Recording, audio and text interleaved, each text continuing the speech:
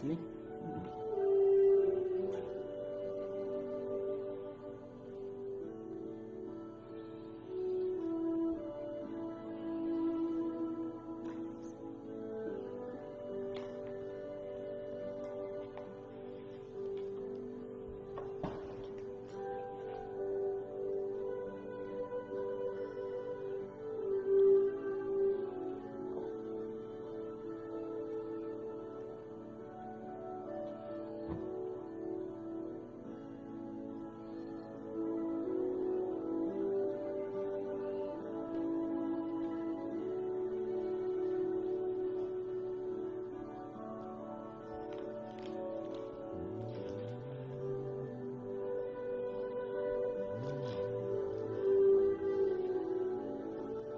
Allô, François. François.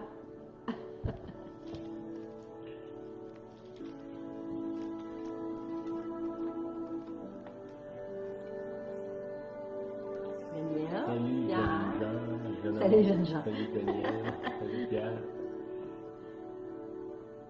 Salut, Béni.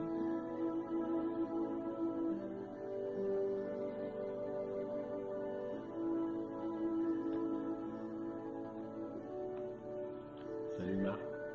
Marc. Ta petite femme Jacinthe?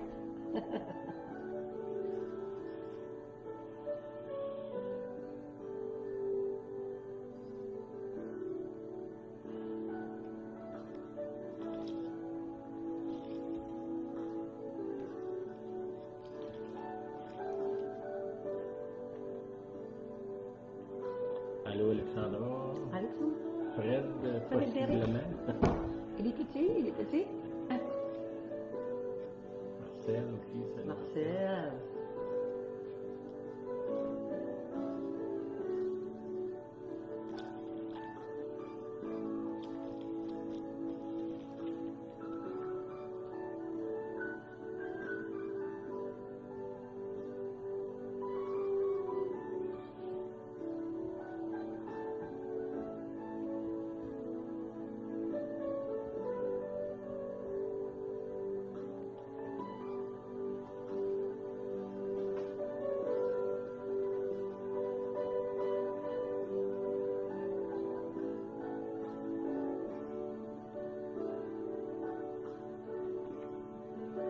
Allô, Fred.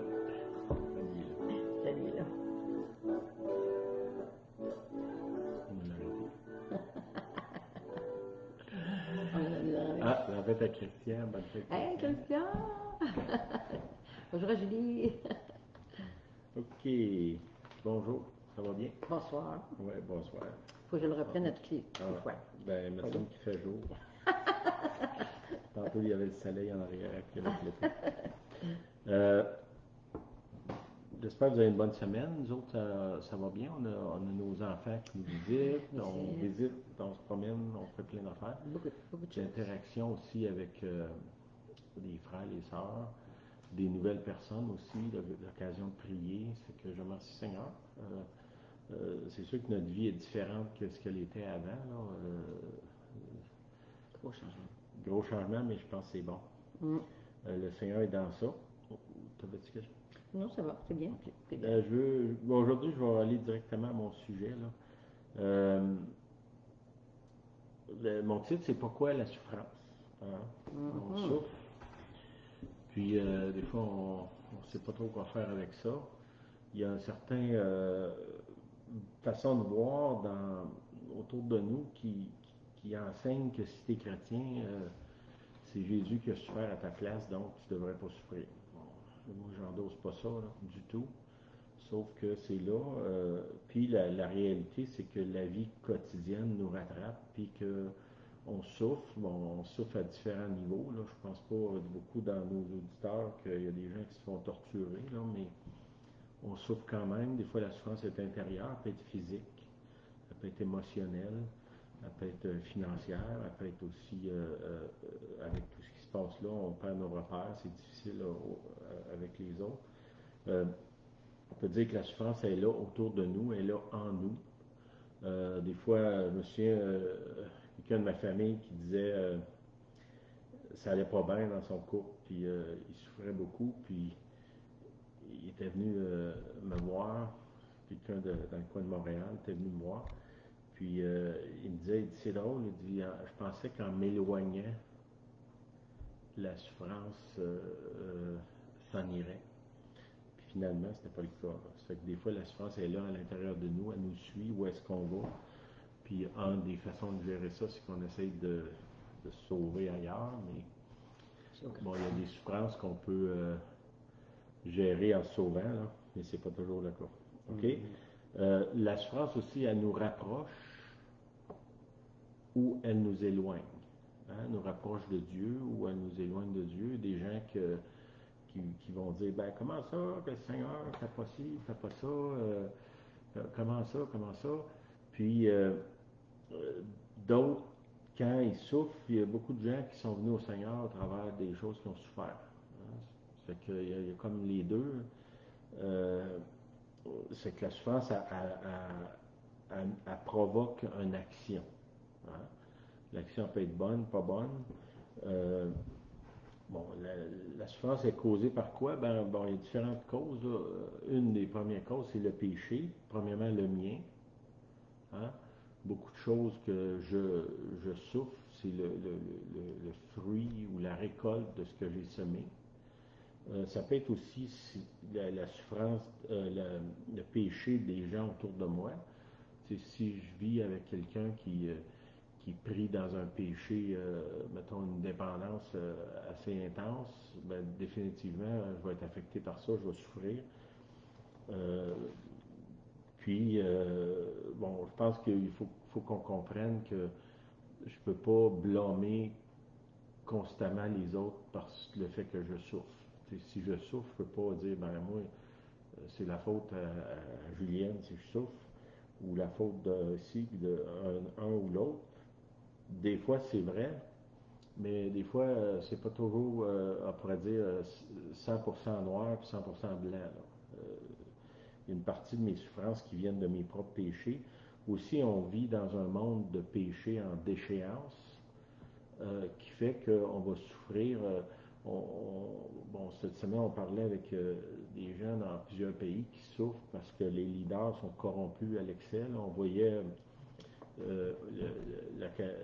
l'explosion qu'il y a eu au Liban. Tu sais, quand les gens qui sont en détresse disent à la télévision ou à des reporters, donnez pas d'argent à nos gouvernements, ça ne servira à rien parce qu'ils vont la voler. C'est ça, c'est des gens qui sont en détresse et qui nous disent de ne pas donner d'argent. C'est quand même, ça, c'est terrible. Ces gens-là qui sont dans la rue, ils souffrent du péché du pays, finalement, un pays qui est corrompu. Ceux qui souffrent du péché des autres. Je ne sais pas, moi, si quelqu'un a empoisonné une rivière, puis tous les gens qui vivent du long de la rivière, ils vont souffrir de ça, même si ce n'est pas eux-mêmes qui l'ont fait. On peut souffrir de. Puis, tu sais, on s'est dit que par Adam et Ève, là, Adam, le péché est entré dans le monde avec la corruption. Tout ça, c'est bien, puis on est dans ça. C'est qu'on est pris dans ça. On a nos péchés, les péchés des gens qui sont proches de nous, qui nous affectent. Puis on a les péchés globaux de l'humanité qui sont là. Ça, c'est les causes de la souffrance. Puis, le Seigneur ne nous a pas promis de nous sortir de ça, là, autrement que quand on va être au ciel avec lui, ça veut dire qu'il n'y aura plus de larmes, plus de souffrance, parce qu'on va être avec lui. Là. Une autre chose qui amène la souffrance, c'est nos prières. Puis les prières des gens qui nous entourent. Qu'est-ce que je veux dire par là? Si moi je commence à prier, Seigneur, change mon cœur, le Seigneur il a entendu, change mon cœur. Puis si vous êtes comme moi, que votre cœur est tordu, ça dit dans la parole, le cœur est tortueux par-dessus tout, hein, tordu par-dessus tout, ben pour que ce cœur-là soit changé, ce que moi j'aimerais, c'est que le Seigneur sorte sa baguette magique, puis qu'il me donne un coup sur la tête, puis que soudainement je suis transformé. J'ai vu ce genre de transformation dans ma vie où est-ce qu'on a prié pour quelqu'un puis était instantanément libéré. Mais je vous dirais que c'est pas toujours comme ça. Des fois, Dieu nous envoie sur un chemin de souffrance, de détresse, et nous amène à une place où est-ce qu'on va crier puis qu'on va vraiment vouloir changer, tu sais. Puis ça, ben, c'est le fruit de nos propres prières, puis d'autres fois, c'est des gens qui nous aiment, qui prient pour nous autres. Tu sais, si j'ai, je sais pas, moi j'ai un enfant ou quelqu'un que j'aime qui est pris dans un péché ou dans un tourbillon de péché, puis je commence à prier pour cette personne-là, il est très possible que il va y arriver un événement où est-ce qu'il va être pris pour rentrer à l'intérieur de lui. Il y a des gens qui m'ont déjà dit, bon, j'ai eu un accident, puis j'ai été X mois à l'hôpital, puis finalement, c'est ça qui m'a sauvé la vie, là. Sauvé dans le sens, le salut en Jésus-Christ, là. C'est que ça pourrait être la prière de quelqu'un, mettons une maman qui prie pour ses enfants qui sont, il y a une attirance énorme vers les problèmes, qui se lance d'un problème à l'autre, puis là, elle commence à prier, puis soudainement, il arrive des événements de souffrance, on pourrait dire, puis qui s'amène l'enfant à être transformé. C'est que même les prières peuvent amener la souffrance. Dans la grâce, hein, la grâce, c'est pas juste quelque chose, tu sais, la grâce, c'est une faveur que tu ne mérites pas. Puis dans les faveurs, c'est pas juste des cadeaux puis des bonbons au sucre, là. C'est des choses que Dieu va intervenir dans notre vie pour qu'on arrive à atteindre notre plein potentiel. Puis souvent, dans ça, il y a de la souffrance, soit de la discipline, soit des choses pour lesquelles on va être privé, des choses qui nous sont enlevées, qui vont produire quelque chose dans le futur. C'est que la grâce est agissante. Dans Ésaïe 45, au verset 7, ça dit, c'est Dieu qui parle, je forme la lumière, je crée les ténèbres. Fait que si vous êtes dans votre vie d'une période de ténèbres, le Seigneur, il dit ici qu'il lui, il crée les ténèbres. Okay? Je donne la prospérité. Si on aime ça, entendre ça, Dieu veut me faire prospérer, puis il veut que je sois riche, puis il veut ci, il veut ça. Tu sais, des fois, la richesse, c'est pas juste l'argent, là. Quelqu'un qui a appris par la souffrance à être patient, puis à être bon, à avoir de la compassion pour les autres, ça, c'est une plus grande richesse que de l'argent, parce que cette richesse-là, je vais l'amener dans l'éternité avec moi, puis elle va produire plus de fruits dans ma vie que d'avoir $1 million dans mon compte de banque. OK, il dit, je donne la prospérité et je crée l'adversité. Ça, c'est pas moi qui dis ça, c'est Dieu. C'est lui qui crée l'adversité. Est-ce que ça, je ne sais pas si vous, comme moi, comme Julienne, vous vivez des périodes d'adversité. Même ce passage-là, j'ai checké dans plusieurs versions de la Bible. Dans une des versions, ça dit « Je crée la calamité ». C'est quand même plus intense que l'adversité, là. Ça, c'est Dieu qui dit ça. Je crée la prospérité, je crée la calamité ou l'adversité. Puis moi, je ne crois pas qu'on peut vivre dans la foi sans avoir les deux. Une vie chrétienne balancée a les deux. Puis je peux vivre dans les deux en même temps. Ça veut dire qu'il y a un aspect de ma vie où est-ce que les choses s'effondrent, puis de l'autre côté, je prospère. Tu sais, mettons, quand le malheureux crie, ça c'est dans la Bible, ça dit, quand le malheureux crie, l'Éternel l'entend et le libère, OK? Mais quand le malheureux crie, quand tu es malheureux, c'est pas parce que ça va bien, c'est parce que ça va mal. C'est que si tu vis le malheur, c'est la calamité ou l'adversité, ça dit, quand tu es là, tu te cries à Dieu, il va t'amener dans la prospérité. La délivrance. Hein? Ça dit, quand le malheureux crie, l'Éternel entend, il le libère de toutes ses afflictions. Le libère ou le délivre de toutes ses afflictions. Mais il y a un processus qui est là. Quand le malheureux crie, puis des fois, on ne veut pas avoir la séquence du malheur, mais souvent, c'est le malheur qui nous fait crier. Puis beaucoup de chrétiens, étrangement, avancent plus spirituellement quand c'est difficile. Si on fait une réunion de prière, ben les chances que le monde qui ça va mal vont se présenter plus que ceux que ça va bien. Hein? Puis les gens qui nous appellent pour demander de la prière, c'est rare qu'ils nous appellent pour, comment je dirais, nous remercier ou remercier le Seigneur parce qu'il prospère. D'habitude, ils nous appellent parce que ça va mal. c'est correct, là, c'est pas contre ça, mais c'est un fait, c'est que quand ça va mal, on est plus à chercher des réponses, chercher Dieu, chercher de l'aide. Quand le malheureux crie, l'Éternel entend. Mais c'est fait que est-ce que le malheur c'est bon? Oui, si, comme je vous ai dit au début, elle nous rapproche ou nous éloigne. Parce que j'ai vu aussi des gens que quand ils vivent un malheur, ils blâment Dieu. Puis, tu sais, dans le fond, le seul qui peut les aider, ils blâment. C'est pas une bonne idée, ça. Si ça va mal dans votre vie, blâmez vous-même ou trouvez-vous un bouc émissaire, là, comme beaucoup font. Mais prenez pas Dieu comme bouc émissaire parce qu'à la fin de la vie, c'est lui, juste lui qui peut nous aider. Fait qu'avant d'accuser Dieu de vos malheurs, peut-être de rentrer en nous-mêmes, puis d'essayer de voir pourquoi que ça arrive, puis c'est quoi l'objectif. On va voir plus loin qu'est-ce que je veux dire. OK, Seigneur dit, je donne la prospérité, je crée l'adversité, moi l'Éternel, je fais toutes ces choses. Ça veut dire que quand je suis dans l'adversité, il faut que je me demande, Seigneur, c'est-tu toi qui es là-dedans? Si c'est toi, je ne vais pas combattre. Si c'est mes péchés, ben je vais me confesser mes péchés. Si c'est le péché des autres, ben là, il faut que je demande au Seigneur, qu'est-ce que tu veux que je fasse? Dans la Bible, ça dit, le fer aiguise le fer. Hein? Ça veut dire, quand tu frottes à un autre, il y a des flamèches qui se font, des étincelles qui se forment quand on se frotte aux autres. Le fer aiguise le fer. Puis ça, qu'est-ce que ça veut dire? C'est que souvent, la personne qui est là à côté de moi qui m'indispose, il m'aiguise, ouais, est en train de créer quelque chose dans moi. Puis là, ben, il faut que j'essaie d'attraper cette chose-là qu'elle est en train de créer avant de moi de vouloir détruire la relation. Avant d'exploser, c'est ça.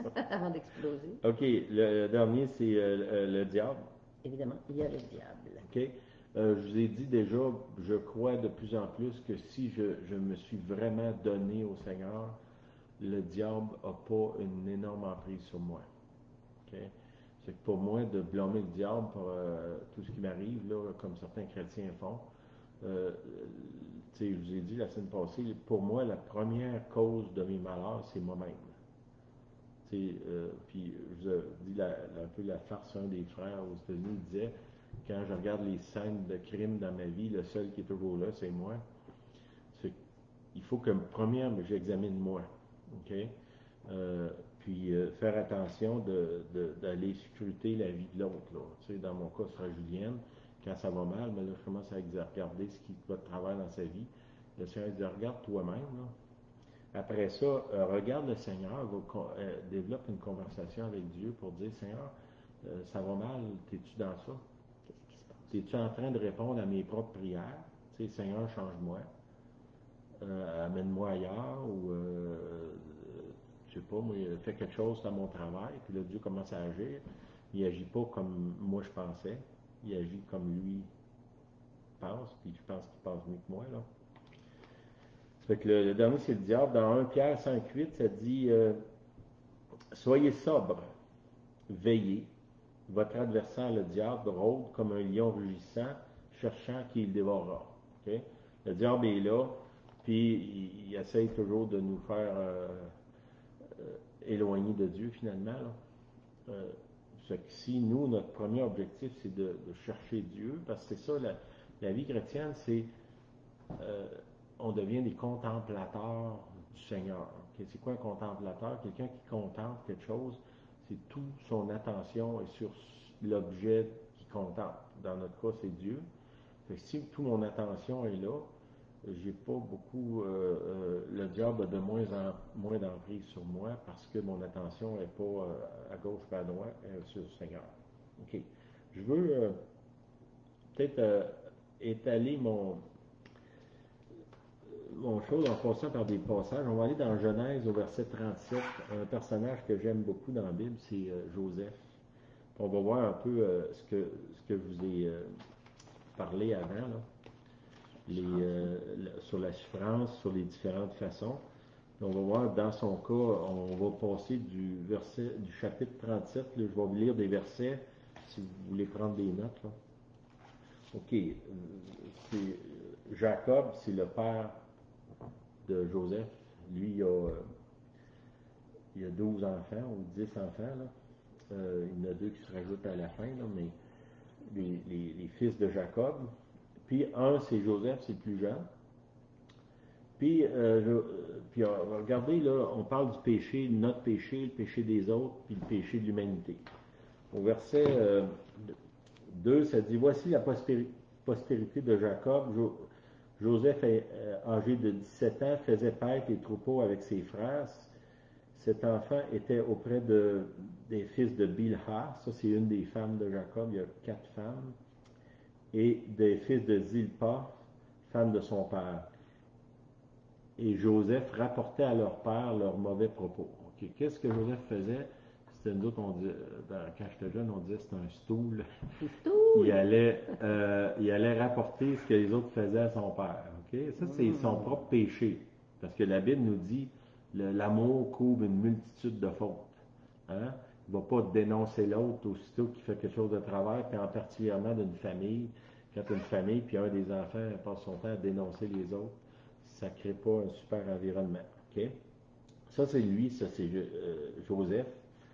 Après ça, et leur père, okay. Israël, c'est le père, là, aimait Joseph plus que tous ses autres fils, parce qu'il l'avait eu dans sa vieillesse. Ça, c'est le péché de son père. Il y a un paquet d'enfants, puis clairement, devant tout le monde, démontre que lui, c'est son chouchou, c'est son préféré. Puis ça n'est un péché. Je comprends que si tu as une grosse famille, il y a peut-être des enfants que tu t'entends mieux avec eux autres que les autres, les caractères sont plus compatibles, mais de démontrer à un groupe, là dans ce cas-là, c'est sa famille, que lui je l'aime plus que vous autres. C'était clair, là. Ça, c'est le péché de son père. Okay? Ça fait que ce monde-là sont en train de bâtir un édifice, on va dire comme mon voisin disait, un nid de guêpe. Une affaire qu'il y ait la chicane. Okay? Ouais, c'est parti. Puis là, parce qu'il l'avait eu dans sa vieillesse, il lui fit faire une tunique de plusieurs couleurs. Fait qu'il lui, il a un vêtement spécial, c'est le fils spécial de son père. Puis lui, ben, il a sa tunique multicolore, un peu arc-en-ciel, on pourrait dire. Puis il fait exprès pour se pavaner avec ça devant ses frères pour attiser leur jalousie finalement. Okay? Ses frères virent que leur père l'aimait plus qu'eux et ils le prirent en haine. Ils ne pouvaient lui parler avec amitié. Okay? Voyez-vous que là, Joseph, il rapporte, son père l'aime plus que ses frères, il met une robe qui le démarque en plus physiquement de ses frères. Puis là, ses frères, eux autres, ils se mettent à l'haïr, puis ils sont pas capables de dire rien de bon de lui. C'est commencé, les familles dysfonctionnelles, ça n'a pas commencé avec nous autres. Là. Ça a commencé ça longtemps. Puis là, ça continue au verset 6. Joseph il a un rêve, puis finalement, je vais vous donner un résumé de son rêve, là, vous pourrez le relire. Dans son rêve, toute sa famille se prosterne devant lui. Puis là, c'est une famille du Moyen-Orient où est-ce que normalement le plus vieux de la famille va hériter, puis c'est lui le gestionnaire du reste de la famille. Là, lui, c'est le plus jeune, puis il va lui dire, ben, j'ai eu un rêve, puis dans mon rêve, vous étiez tout à plein ventre devant moi. Là, ça dit ce que ça a fait, c'est qu'ils se sont mis à l'haïr encore plus. Hein? Puis là, au verset, je suis au chapitre 37, verset 13. Okay? Là, les frères ils ont un troupeau, c'est des fermiers. Ils s'en vont dans un champ plus loin, un autre village plus loin, puis ils font paître les troupeaux. Puis lui, ben, c'est le chouchou, ce qui ne va pas travailler comme les autres, il reste à la maison. Son père, il dit, va donc voir tes frères, là, sont dans l'autre village, là, va voir ce qu'ils font. Lui, le rapporteur, c'est peut-être excitant pour lui d'aller voir ses frères pour pouvoir apporter les mauvais coups à leur père. Au verset 18, et là, il s'en va, puis finalement, il cherche ses frères, puis là, il arrive à une place, il dit non, ils ne sont pas ici, ils sont partis encore plus loin. Okay? C'est qu'il part de chez eux, puis il se retrouve beaucoup plus loin qu'il pensait. Mm. OK? Puis là, il arrive, ses frères le voient venir. Pourquoi qu'ils le voient venir, vous pensez? À cause de sa robe. Ben, Sa robe de couleur. il voit venir, puis il Ouais. dit, Le voilà. au verset 18, ils le virent de loin, et avant qu'il fût près d'eux, ils complotèrent pour le faire mourir. Quand même, hein, c'est sa famille, une bonne famille. Tu n'as pas besoin d'ennemis quand tu as une famille comme ça. Puis là, il a dit, voici le faiseur de songes qui arrive, venez maintenant, tuons-le et jetons-le dans une citerne. Nous dirons qu'une bête féroce l'a dévoré. OK? Euh, Puis là, ben, le plus vieux, Ruben, qui lui se trouve à être l'héritier, c'est le plus vieux, Mm. lui, il commence à penser à lui-même en disant, si mon père apprend qu'on a tué le plus jeune, il va me déshériter parce que c'est moi le premier, là. C'est moi le boss. Dans la lignée, c'est moi le prochain. Fait que lui, il pense pas vraiment nécessairement à son frère, il pense à lui-même. Puis là, il dit, on va pas lui ôter la vie, là, on va juste le tirer dans une fosse. Puis dans son idée, il dit, ben, je vais retourner après, puis je vais le ressortir de là pour lui sauver la vie de ses autres frères cruels. Sauf qu'entre-temps, les autres sont assis là, ils l'ont tiré dans le trou, puis il arrive une caravane de. C'est-tu des. Ça vient d'Égypte, je pense. Des Madianites, au verset 28. Ou Madianite. Okay? Puis là, ce qu'ils font, ils le vendent pour 20 cycles d'argent. C'est drôle parce que le 20 cycles d'argent, c'est le même montant que Jésus a été vendu. Ouais. Hein? Puis il cite ce passage-là même quand il parle de Jésus. C'est qu'ils vendent leurs frères, ils sont quand même du bon monde, là, au lieu de le tuer, ils l'ont vendu. Puis là, lui, il se retrouve, là, on est rendu au chapitre 39. En Égypte. Là, il est chez un monsieur qui s'appelle Potiphar. En Potiphar, c'est un homme riche en Égypte. Puis lui, il se rend compte que Joseph, il est très brillant, très bon gestionnaire. Puis là, il donne de plus en plus d'autorité. Finalement, ça dit au verset 6 qu'il abandonna aux mains de Joseph tout ce qui lui appartenait et il n'avait avec lui d'autre soin que celui de prendre sa nourriture. Ça veut dire qu'il se fiait tellement sur lui qu'il a dit, ben, je te laisse tout gérer là, parce que j'ai confiance en toi. Puis là, qu'est-ce qui se passe? C'est que là, Joseph devient comme un homme influent. Puis la femme de Potiphar, elle tombe en amour avec Joseph. Puis là, elle veut coucher avec lui. Et Joseph, il se dit, ben, si je couche avec elle, je suis quand même un esclave. Si son mari l'apprend, ça ira pas bien pour moi. Puis elle insiste. Puis là, à un moment donné, qu'est-ce qui se passe? Elle le saisit, puis il saute, puis elle y arrache son linge. OK? Puis là, ben, elle est frustrée parce qu'il y a refusé. Puis là, elle l'accuse de dire, ben, gars, il a voulu m'agresser, gars, j'ai son linge. En voulant dire, il s'est déshabillé devant moi, là. Puis finalement, Joseph se retrouve en prison. Fait que pensez à ça. Il y a une descente aux enfers pour lui, là. Aussitôt que ça se met à aller bien, ça tombe une coche plus bas. Là, il se retrouve en prison. Mais Dieu est avec lui. Le fait qu'il y a comme, quand même s'il est tordu, comme nous autres, souvent, il y a un côté de nous autres qui est tordu, mais il y a un côté qui est bon. Puis là, dans le cas de la femme, il y a comme sa réponse pour dire non à la femme, il dit au verset, chapitre 39, verset 9, il dit comment ferais-je un aussi grand mal et pécherais contre Dieu? Et il ne s'inquiète pas de pécher contre son maître, il s'inquiète de pécher contre Dieu en couchant avec la femme de son maître. Sa crainte de Dieu, d'une certaine façon, l'a protégé. Okay? Mm-hmm. Nous autres, souvent, on a peur d'être pris, de se faire prendre. Lui, il a peur de déplaire à Dieu. Puis la crainte de Dieu, c'est une protection profonde pour nous autres sur le péché. Là. OK. Et ça continue, là, je suis rendu au verset, chapitre 39, verset 20. Puis Joseph, il l'a mis dans la prison parce qu'il était accusé d'avoir supposément violé sa femme. Mais ça dit au verset 21, l'Éternel fut avec Joseph. Okay, là, Joseph est en prison, Puis le chef de la prison, probablement qu'il s'est rendu compte que c'était pas un vrai criminel. Puis là, il donne de plus en plus de responsabilités dans la prison, puis il fait ce qu'il veut finalement dans la prison, même s'il est confiné à rester là. Puis il arrive deux hommes qui, qui sont accusés d'avoir voulu assassiner le roi. Puis ces hommes-là sont restaurés au travers d'un rêve. Je n'irai pas dans ça là, en détail, c'est pas mon propos. Puis Joseph interprète le rêve de ces gens-là. Puis quelque temps après, Pharaon a un rêve, le roi Pharaon, qui dit que cette vache, cette année de vache grasse, cette année de vache maigre, là, puis il ne comprend pas son rêve, puis il y a un des gars qui avait été accusé qui dit « Ah, mais j'ai rencontré un gars en prison qui, lui, interprète les rêves. » Joseph se présente devant le Pharaon, le roi, puis là, il se trouve à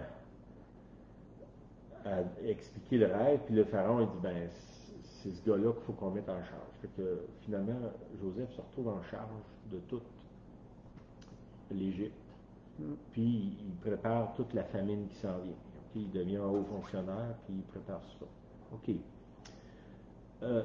De cette famine-là, elle se répand dans toute la région. Puis là, son père, ou qui sont dans le pays voisin, eux autres, ils n'ont plus de manger. Ça fait qu'il dit à ses autres fils, vous allez aller en Égypte, vous allez acheter de la bouffe parce qu'il y a quelqu'un là qui a prévu le coup que de la nourriture. Il y a de la réserve, puis on sait qu'il en vend. Okay? Ça fait qu'ils s'en vont là. Puis Joseph, qui a probablement été maquillé, parce que les Égyptiens, s'ils se maquillaient, puis se coupaient les cheveux, tout ça, il n'a plus l'apparence d'un berger, puis il a vieilli aussi, là, on parle de plusieurs années ici. Là. Ses frères ne le reconnaissent pas, mais lui, il les reconnaît. Puis ça, c'est les gens qui l'ont vendu, qui l'ont éloigné de son père, qui le chouchoutait, puis il s'est retrouvé en prison finalement. Bon, là, sa situation a changé, mais là, ils sont à sa merci. Puis là, Joseph un peu essaie de les piéger en disant vous êtes ici, vous êtes des espions, puis là, ils se défendent. Puis là, pendant qu'ils se défendent, ils parlent entre eux en hébreu, mais ils ne savent pas que lui parle hébreu, parce que rendu là, il parle en égyptien. Puis là, ils se disent, on n'aurait pas dû vendre notre frère, c'est ça, à cause de ça, là, c'est le malheur qui nous rejoint à cause de nos propres péchés, finalement. Puis Joseph les écoute, puis il retourne, puis il leur dit, si vous voulez revenir, vous devez ramener votre frère. Okay? Là, ça avance sur verset chapitre 44, 45. Je vous encourage à lire tout ça. Là, il y a 44, 45. Là, je suis rendu au 45, chapitre 45. Là, Joseph, finalement, se rend compte que Dieu avait préparé le coup en lui donnant des rêves, en utilisant son arrogance quand il a donné ses rêves à ses frères, en disant je vois que vous allez vous prosterner devant moi. Ses frères sont mis à l'haïr. Ils l'ont vendu. Ils l'ont envoyé en Égypte. La femme de Potiphar l'a envoyé en prison. En prison, il a rencontré la bonne personne qui l'a emmené à devenir le deuxième en Égypte, le plus haut fonctionnaire d'Égypte. Puis là, ses frères viennent, puis sont en famine, puis ont besoin. Puis là, finalement, qu'est-ce qui se passe? C'est que Joseph se rend compte que toute sa vie, c'était une préparation. Il a été envoyé en Égypte pour sauver sa famille. Puis qu'est-ce qu'il dit ici? Attendez, c'est pas... Là, ses frères, finalement, ils le reconnaissent, tout ça. Il dit... maintenant, ne vous affligez pas, n'affligez pas et ne soyez pas fâchés de m'avoir vendu. Ça, excusez, Genèse 45, verset 5, 6. Ne vous fâchez pas de m'avoir vendu pour être conduit ici, car c'est pour vous sauver la vie que Dieu m'a envoyé devant vous. OK? C'est pas vous qui m'envoyez ici, c'est Dieu. C'est dit ça au verset 8. Okay? Puis je veux finir, puis on va prier là-dessus, là, au chapitre 50, puis le dernier chapitre de l'Exode, de Genèse, excusez. Chapitre 50, ça dit, puis ça c'est peut-être le verset clé là, d'aujourd'hui, c'est chapitre 50, verset 20, ça dit, Vous aviez médité de me faire du mal, mais Dieu l'a changé en bien pour accomplir ce qui arrive aujourd'hui, pour sauver la vie d'un peuple nombreux. Soyez donc sans crainte, je vous entretiendrai, vous et vos enfants. Bon. Lui, il dit, vous autres, vous aviez planifié de me faire du mal. Puis si on regarde, là, comme je vous ai dit, là, si on regarde la vie de Joseph avec sa famille, son père qui le chouchoute, lui qui dénonce, ses frères qui le haïssent, son père qui donne la robe, puis lui il se promène, il se pavane avec sa robe. Tu sais, c'est toutes des attitudes de péché qui sont contraires aux fruits de l'esprit. Puis malgré ça, Dieu utilise ça pour ses fins. Puis je reviens à mon idée au début, je vous ai parlé de la souffrance.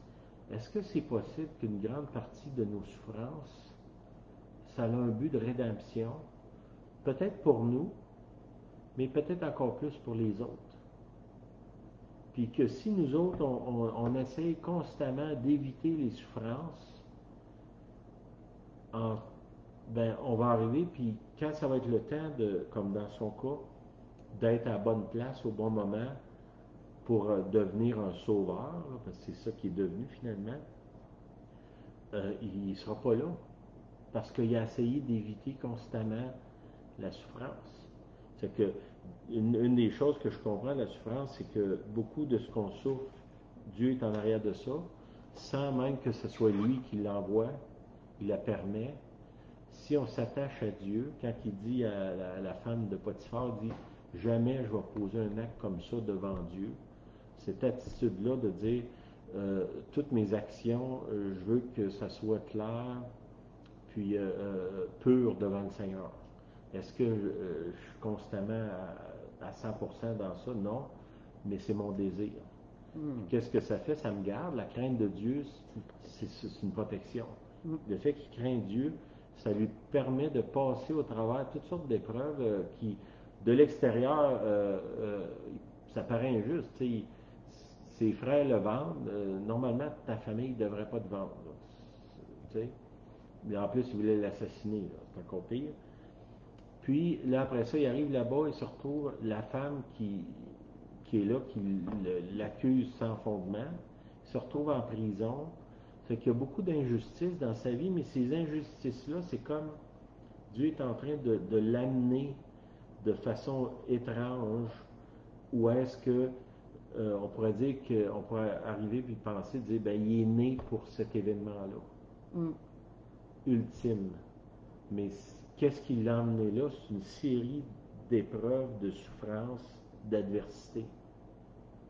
Puis si nous, on passe notre temps à essayer d'éviter l'adversité, ben, on se trouve à contrecarrer les plans de Dieu constamment. Puis, comme je vous ai dit, c'est sûr qu'il y a beaucoup de souffrances que j'ai qui viennent de mes propres péchés. Puis ça, bon, ben, je suis coupable, Seigneur, je te demande pardon. Si la souffrance, elle vient des gens autour de moi, comme dans le cas de Joseph, est-ce que c'est possible que Dieu est en train de faire quelque chose avec ça? Ça se peut. Si Dieu est en train de faire quelque chose, sans, comment je dirais, je ne veux pas être masochiste, là, puis il n'y a pas de vertu dans la souffrance. Le fait que je souffre, ça ne fait pas de moi une personne vertueuse. Il y a plein de gens qui souffrent puis qui demeurent des purs imbéciles. Ils ne changent pas. C'est que la souffrance, elle ne m'amène pas automatiquement là, mais si je souffre, tu sais, je vous dirais, ne gaspillez pas vos souffrances. Je ne veux pas souffrir en vain. Si je peux souffrir, puis c'est comme certain que je vais souffrir dans ma vie, là, à différents niveaux, ben, tu sais, si je demande à Julienne qui souffre, je dis, t'as-tu appris quelque chose dans ce que tu as souffert? Hein? J'ai appris à l'aimer. Ah, Bon. C'est quand même bien. C'est ça. Puis, as-tu appris quelque chose dans ce que tu as souffert, là?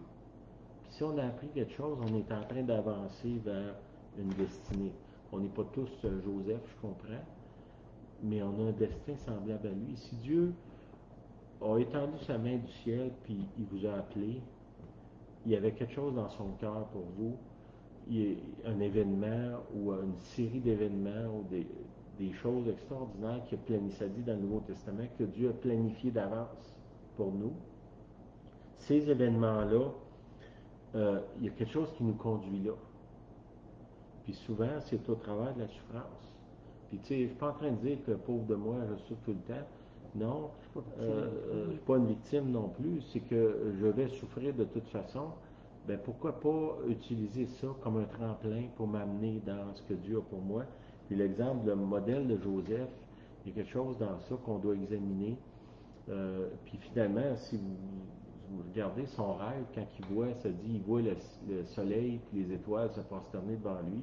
Là, son père, il dit quoi? Tu es en train de dire que toi, moi et ta mère vont se prosterner devant toi.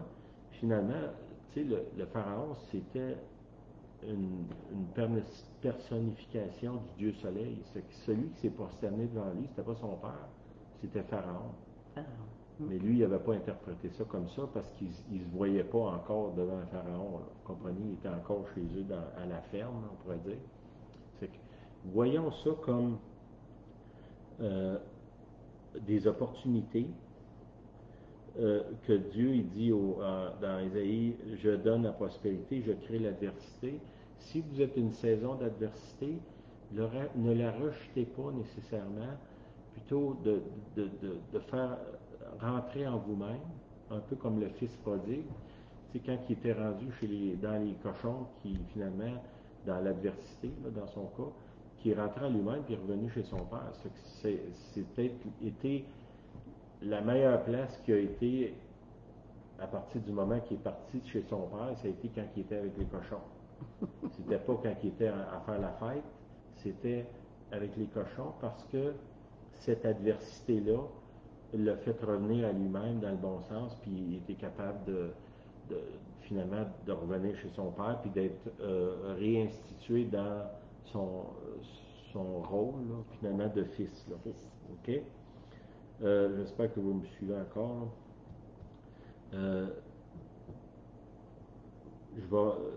Dans Hébreux 5.8, ça dit, le Fils, parle de Jésus, a appris, bien qu'il fût Fils, l'obéissance par les choses qu'il a souffert. Okay? Ça dit que Jésus a appris à obéir parce qu'il a souffert. Est-ce que nous, au travers de la souffrance, on est en train d'apprendre à obéir et à marcher avec Dieu? Bon, on espère. Comme je vous ai dit, quelle perte, quel gaspille de souffrir inutilement. Tu sais, des fois, on souffre puis on n'apprend pas. Il y a quelqu'un qui disait tu ne peux pas couler un examen que Dieu te fait passer. Tu recommences jusqu'à temps que tu passes. Mais tu sais, je ne voudrais pas passer ma vie à passer le même examen tout le temps. Puis tu sais, ici, parlant d'examen, on dit une adversité. Des fois, quand on a des examens, ça ressemble à ça. Est-ce que, Seigneur, aide-moi à passer l'examen? Hein? Des fois, j'étais avec un groupe de leaders, puis on disait, tu sais, mettons, tu as quelqu'un là, qui est dans ta vie, qui te, comme une épine dans la chair. Si tu l'enlèves, c'est certain qu'il y en a un autre qui s'en vient. C'est probablement plus difficile encore. Ça, c'est Julienne qui l'a dit. Une plus difficile encore. S'il y a quelque chose qui est là dans votre vie, qui est une épine dans la chair, ayez une conversation avec Dieu là-dessus. Puis peut-être, petite question simple, Seigneur, es-tu en train d'essayer de me dire quelque chose? Mm-hmm. Puis j'écoute pas, je suis pas attentif. Parle-moi, Seigneur. Révèle-toi à moi, Seigneur. Puis ôtez-vous dans l'idée que quand tu es chrétien, tu n'as pas d'adversité. C'est pas ça que la Bible dit. Puis on a besoin de l'adversité. Comment est-ce qu'un enfant peut venir au monde si la maman ne souffre pas? Si la maman ne veut pas souffrir, elle ne peut pas se reproduire. Non. Puis, tu sais, il y a des choses qui viennent au monde dans notre vie, si on peut prendre le parallèle, puis ça vient au travers des douleurs de l'enfantement. Hein? Ça dit, c'est ça que ça parle dans les Écritures. Le monde entier souffre les douleurs de l'enfantement jusqu'à ce que les fils... La révélation des fils. La révélation des fils de Dieu. Bon. Révélation. C'est que ces douleurs-là, si ça amène la révélation des fils de Dieu, ben merci Seigneur. Embrassons les épreuves. Si c'est le fruit de nos péchés, ben repentons-nous. Oui. Si c'est le diable, ben on va le combattre. Mais faites attention de ne pas vous lever et d'être en train de combattre Dieu. Parce que beaucoup des épreuves, comme dans le cas de Joseph, toutes ces épreuves qu'il a vécues, c'était Dieu qui a permis ça. Lui-même le déclare. C'est Dieu qui a permis que vous me vendiez. C'est Dieu qui a permis que je sois tiré en prison.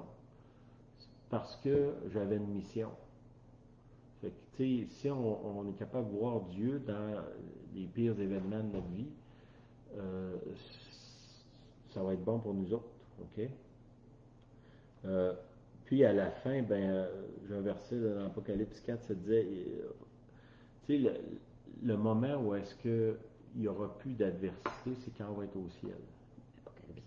Apocalypse 21, 4, ça dit, il essuiera toute larme de leurs yeux et la mort ne sera plus, parle de Jésus. Il n'y aura plus ni deuil, ni cri, ni douleur, car les premières choses ont disparu. Ça, c'est dans l'Apocalypse, après qu'on est rendu au ciel, on pourrait dire. Mais entre-temps, on est ici sur la terre, on est en apprentissage, on est là pour servir Dieu, on est là pour le représenter. Puis, mettons, dans le cas de Joseph, il dit, au travers de ma souffrance, j'ai sauvé une nation. Quel bel appel ce serait de nous autres qu'on arriverait à la fin de notre vie et on dirait, ben, tu sais, moi, j'ai souffert beaucoup dans ma vie, là, mais finalement, j'ai sauvé une nation. Amen. C'est pas bon, ça? OK, vous aviez médité de me faire du mal, mais Dieu le change en bien. Ça, c'est dans Genèse 20, 50. Pour accomplir ce qui arrive aujourd'hui. Comprenez-vous que il y a eu la compréhension de la raison de ses souffrances vers la fin de sa vie, là. À la fin. C'était pas au début que Dieu a envoyé un email à toutes les semaines, il disait, tu souffres, là, mais dans X années, là, ça va donner tel fruit, puis tel fruit, puis tel fruit. Des fois, on ne sait pas pourquoi qu'on souffre. On ne sait pas. Il faut qu'on apprenne, Julien en parlait un matin, puis elle disait, tu sais, il faut qu'on apprenne à embrasser ce qui est là devant nous, puis de faire confiance à Dieu, même si on n'a pas l'explication de pourquoi ça arrive. Voilà. Puis c'est quoi la parole de Julien disait, c'est comme une prière. Il y a beaucoup de choses dans nos vies qu'on ne comprend pas. La seule prière qu'on peut faire, c'est je ne comprends pas ce qui m'arrive, mais je te fais confiance. Ça, c'est un nouveau niveau de foi qui s'élève en nous. Quand on répète cette prière-là, combien de fois par jour? 50, 100? Chaque situation, parfois, on est comme désemparé, pas de solution. Je ne comprends pas, mais je te fais confiance. C'est comme un relâchement, je dirais un laisser-aller, un abandon du contrôle. Puis je crois que ça l'aide beaucoup à notre foi qui est là, qui est en progression, qui avance. Essayez cette prière-là. C'est ce que j'aurais. Oui, ça c'est bon. Puis, tu sais, dans le fond, le Seigneur dit, nul ne vous ravira de ma main. Voilà.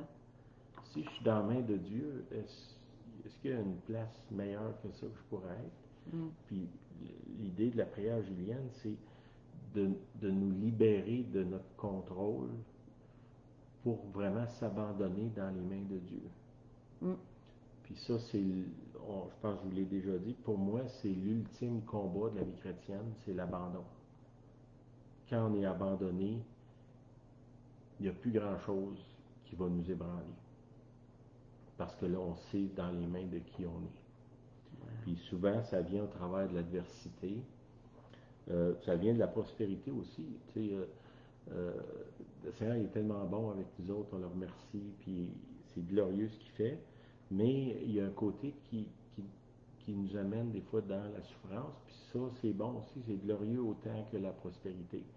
Puis étrangement, souvent, ça donne plus de fruits dans notre vie que les moments de prospérité. Fait que je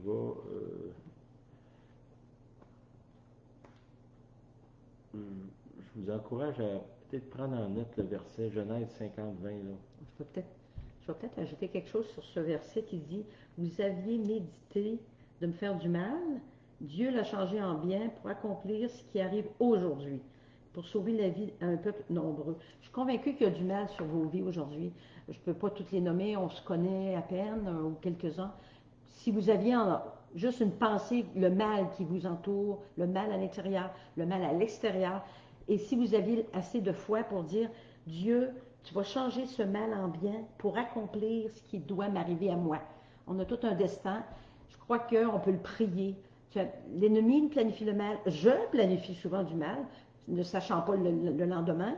Je me fie sur mes journées du passé. Seigneur, tu vas tourner le mal en bien.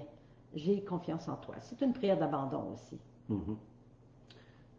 Une note là, que j'ai passée par-dessus, je vais revenir, là, ça dit, je vous ai dit, la souffrance est causée, puis une des causes, c'est des gens bien intentionnés autour de moi qui me font souffrir.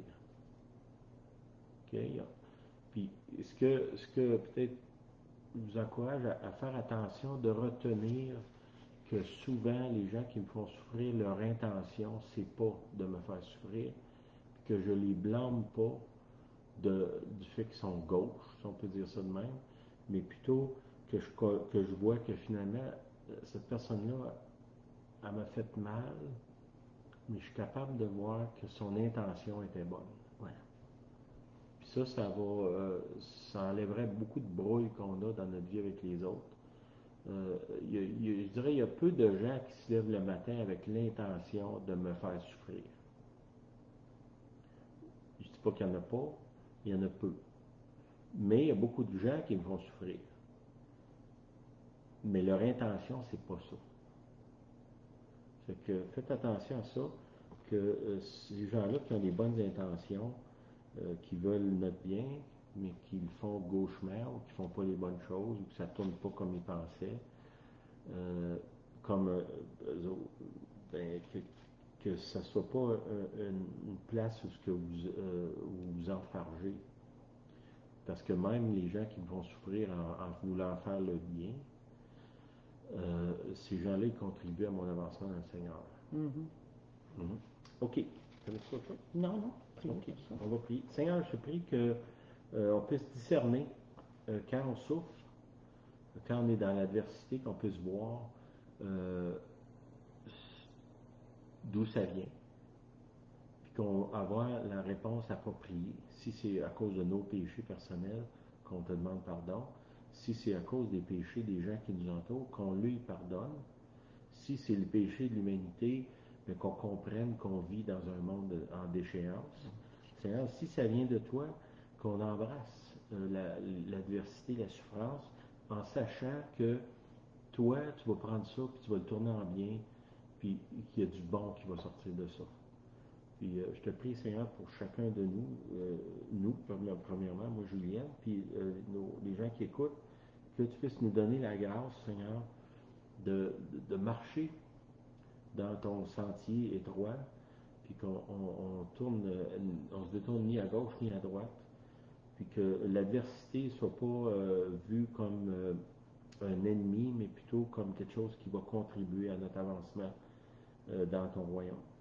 Au nom de Jésus, je prie. Amen. Amen. Merci tout le monde. Soyez Merci, bénis. merci.